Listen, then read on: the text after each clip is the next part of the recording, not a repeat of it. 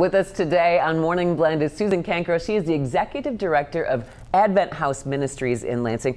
Now, Susan, as a local nonprofit agency working on issues related to housing, how has this pandemic affected mid-Michigan families?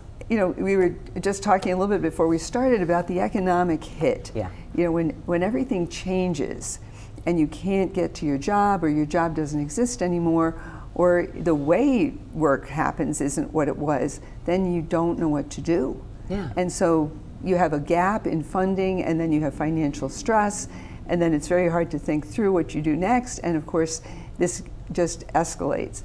So many people are still struggling with the impact of the pandemic.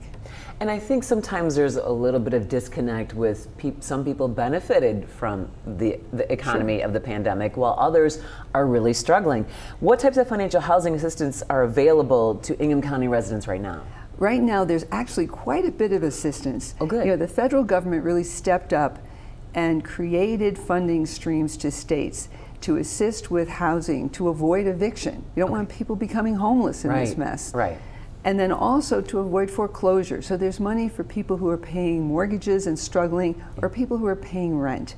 And our agency works mostly with people who have rent assistance needs and some utility assistance needs. So we stay stable. If you can take the stress off, then people can think through what to do next. Yeah. And that's what we're trying to do. And they're not always aware that there are agencies and resources waiting for them to just come ask and get them. Is there an end cap on when that funding is available? Right now, the funding we're in at this moment will end in a few months, as it is, but there's renewal on the horizon. So we assume, from what we're hearing, that funding will continue for some time. And we're talking families that are working.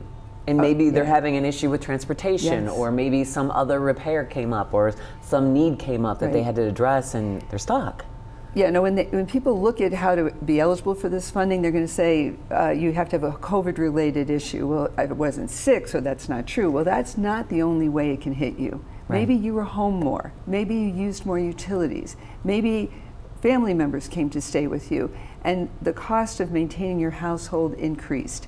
So you weren't able then to meet your bills. And this is all absolutely normal and understandable. And people should not hesitate to take this help. Yeah.